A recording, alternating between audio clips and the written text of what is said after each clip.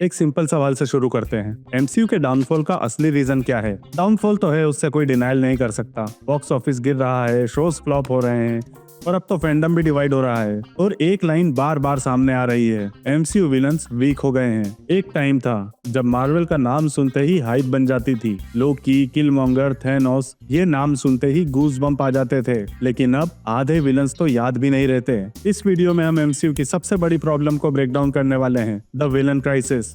कैसे एक फ्रेंचाइजी जो कभी पॉप कल्चर को रूल करती थी आज फॉरगेटेबल विलन्स के जंगल में फंसी हुई है। Let's unlock the true power of MCU villains. Section 1, the villain problem. क्या गलत हो गया? देखो, हीरोज को एमसीयू ने हमेशा प्यार दिया। टोनी का गिल्ट, थॉर का ग्रीफ, कैप का आइडियलिज्म, सबके पास स्ट्रॉन्ग आर्क्स थे। विलन्स के पास क्या था? बस एक ही लाइन, मैं दुनिया तबाह कर दूंगा, और फिर एक बड़ा सीजीआई एक्सप्लोजन, दैट्स इट। अब कुछ लोग बोलेंगे, भाई लोकी या किलमॉन्गर को देख। और हाँ, वो विलन्स लेजेंडरी हैं, नो डाउट। लेकिन भाई एमसीयू में 50 से ज्यादा मूवीज या शो आ चुके हैं और कितने विलन्स को अच्छा आर्क मिला, खुद सोचो। फेज 4 और 5 में इतना रश था नए हीरोज को इंट्रोड्यूस करने का कि विलन सिर्फ प्लॉट डिवाइस बनकर रह गए। स्क्रीन टाइम कम, motivation unclear, emotional stakes zero. Result, tension गिर गया, पे ऑफ गिर गया, और स्टोरीज थी क्या? वैसे अगर ऐसे वीडियोस तुम्हें पसंद आते हैं तो सब्सक्राइब जरूर करना, वरना कहीं मैं ही विलन ना बन जाऊं। तो करना। सेक्शन 2, एमसीयू ने क्या बिगाड़ा? मेलेकिथ, एक डार्क एल्फ जिसका लोर इनसेन था, पोटेंशियल स्काई हाई था, और एमसीयू ने उसे बना दिया generic grey villain number 56। Motivation, अंधेरा फैलाना है, बस भाई, और कुछ नहीं। टास्क मास्टर, कॉमिक्स का one of the best tactical mastermind, और एमसीयू में silent mind controlled pond, zero agency, zero personality. God the God butcher, Christian Bale. यार इमेजिन कितना पावरफुल विलन बन सकता था।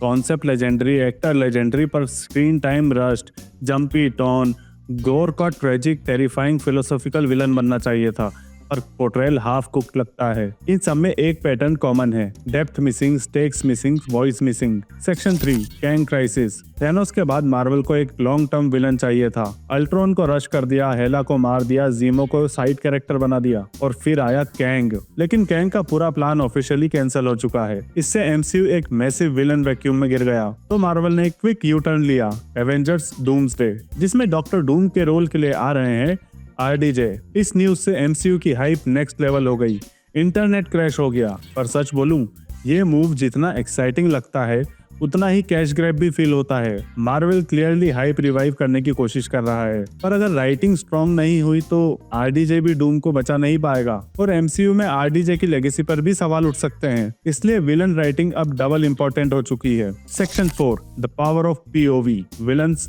एक्चुअली होते क्या हैं? देखो, सुपर हीरो मूवीज का सबसे बड़ा चीट कोड क्या होता है? पर्सपेक्टिव। और जब ये पर्सपेक्टिव विलन की साइड से आता है तब स्टोरी कमाल हो जाती है। विलन सिर्फ दुश्मन नहीं होते, वो मिरर होते हैं, हीरोज को रिफ्लेक्ट करते हैं, चैलेंज करते हैं, एक्सपोज करते हैं। अब एमसीयू के कुछ विलन्स के पोटेंशियल्स को देखते हैं। अल्ट्रॉन एक एआई था, पर उसकी सोच एक कंफ्यूज्ड टीनेजर जैसी लिखी गई। लेकिन सोचो, अगर उसका पीओवी जेन्युइनली एक्सप्लोर होता, अगर वो ट्रूली मानता कि ह्यूमैनिटी की सर्वाइवल के लिए डिस्ट्रक्शन ही एवोल्यूशन का नेक्स्ट स्टेप है, उसका डायलॉग सिर्फ एजी लाइंस नहीं होते, वो एग्जिस्टेंशियल क्वेश्चंस होते हैं। अल्ट्रॉन एक वॉकिंग टॉक बन सकता था, विलन जिससे तुम एग्री भी करो पर एक्सेप्ट न कर पाओ। हेला को बस एक एंग्री डेथ गॉडेस बनाकर छोड़ दिया। अगर उसका कैरेक्टर प्रॉपर्ली एक्सप्लोर होता तो ओडिन ने सेंचुरीज तक रिम को कॉन्कर किया, फिर एक दिन हवा बदल गई और उसने अपनी हिस्ट्री व्हाइट वॉश कर ली। हेला, वो तो उस पुराने ट्रूथ की लिविंग रिमाइंडर है। अगर नैरेटिव ऐसा होता कि हेला विलन नहीं बल्कि ओडिन का सच है, हम सबको धोखा दिया गया, फिर स्टोरी बन जाती birth right versus propaganda. Ash gourd एक शाइनी किंगडम नहीं, एक एम्पायर होता।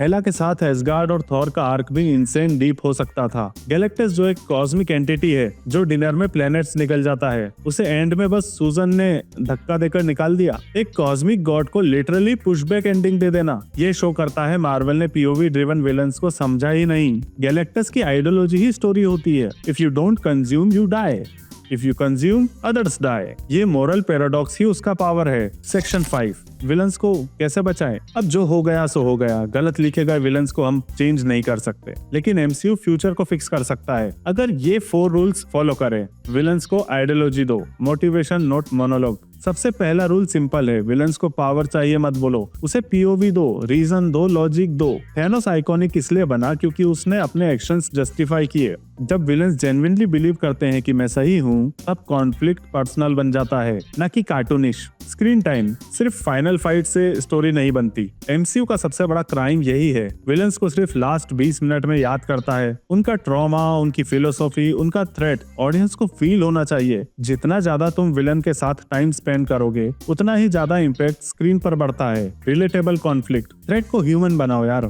थैनोस स्कैरी इसलिए था कि वो सिर्फ बड़ा नहीं, बिलीवेबल था। उसकी थिंकिंग फ्लॉड थी पर रिलेटेबल थी। फ्यूचर विलन्स को भी यही चाहिए, a real world anxiety, a moral grey zone. जितना विलन का कॉन्फ्लिक्ट रियल लगेगा, उतना ही स्टोरी डीप हो जाएगी। रिकरिंग विलन्स, हर फिल्म में विलन्स को उड़ाना बंद करो। ग्रोथ तभी होती है जब विलन वापस आए, इवॉल्व करे और हीरो के इमोशनल बैगेज को ट्रिगर करता रहे। लोकी क्यों फैन फेवरेट बन गया? क्योंकि वो मरकर वापस आ गया? नहीं, वो गलत डिसीजंस के साथ, रियल कॉन्सिक्वेंसेस के साथ इवॉल्व हुआ। रिकरिंग विलन्स यूनिवर्स को कंटिन्यूटी देते हैं, वो हीरोज को हॉन्टेड रखते हैं, वो स्टेक्स रियल बनाते हैं। Why strong villains matter, hero तभी आइकॉनिक बनते हैं जब विलन जेन्युइनली डेंजरस हो। जितना विलन लेयर्ड, अनप्रिडिक्टेबल और इमोशनली शार्प होगा, हीरोज की जीत उतनी ही बड़ी लगती है। एमसीयू का फ्यूचर अब वीएफएक्स या मल्टीवर्स गिमिक्स पे डिपेंड नहीं कर सकता। कमबैक तभी होगा जब कॉन्फ्लिक्ट्स कैरेक्टर ड्रिवन हो, जहां विलन हीरो की आइडियोलॉजी और वीकनेस को डायरेक्टली चैलेंज करे। और ऑनेस्टली मार्वल कॉमिक्स में ऐसे विलन का ट्रेजर हाउस पड़ा है। डॉक्टर डूम, मैग्नेटो, नल, एनहाइलस, नॉर्मन ऑसबॉर्न। मटेरियल इंसेन है, बस मार्वल उन्हें ठीक से यूज करना शुरू कर दे। तो तुम्हारे हिसाब से एमसीयू का सबसे वेस्टेड विलन कौन था? मेलेकिथ, टास्कमास्टर, गॉर या फिर कैंग हिमसेल्फ? नीचे कमेंट में बताओ। मिलते हैं अगले वीडियो में, बाय।